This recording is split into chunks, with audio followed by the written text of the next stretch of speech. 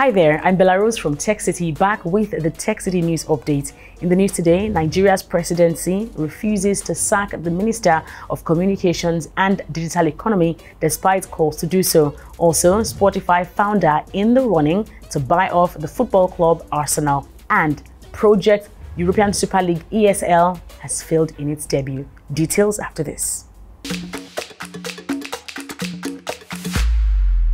Nigeria's presidency has described the call for President Muhammadu Buhari to sack Minister of Communications and Digital Economy, Dr. Isa Ali Pantami, from office as cancel campaign.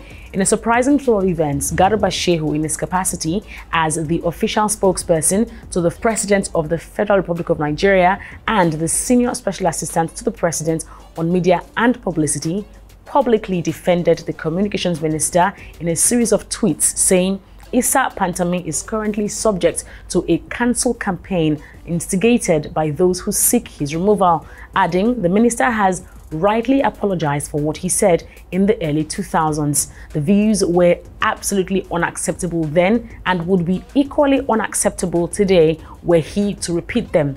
He went ahead to say, but he will not repeat them, for he has publicly and permanently condemned his earlier utterances as wrong.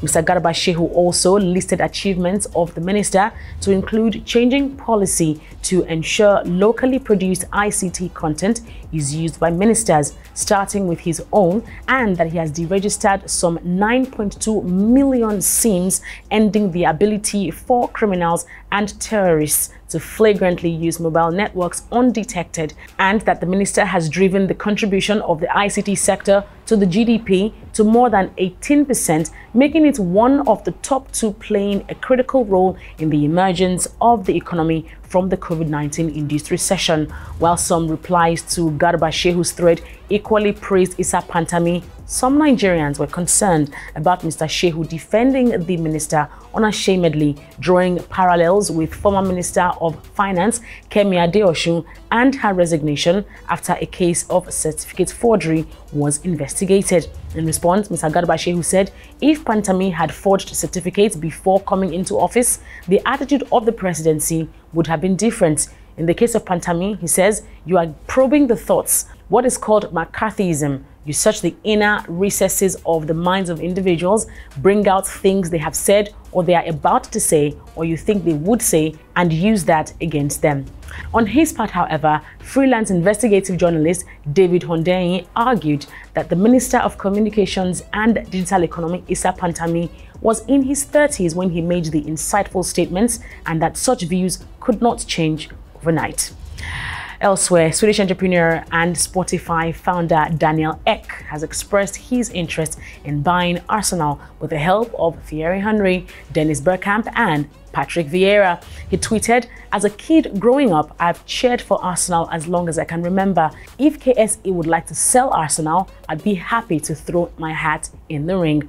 Reports, however, say that owner Stan Kroenke has no intentions to sell, but more than 1,000 fans protested outside the Emirates Stadium last week, calling for him to quit as a result of his involvement in the failed breakaway European Super League ESL. While it's not yet known how much the 38-year-old Spotify founder is willing to bid for Arsenal, reactions have continued to pour in over the potential takeover, as lead singer of English rock band The Charlatans, Tim Burgess, wrote on Twitter, "Could we ask that you get things sorted out with musicians before jumping in with footballers," referring to the fees that artists are paid for each play of their works on Spotify, which is reportedly comparatively low. While Damon the Magician tweeted, "Can we the fans have a free Spotify premium if you buy the club?"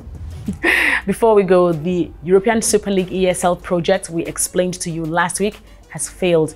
After the announcement of the league and a reported meeting the founding clubs were said to be having with other stakeholders in football, no more statements or interviews were given by executives of the 12 clubs prior to the project collapsing last week.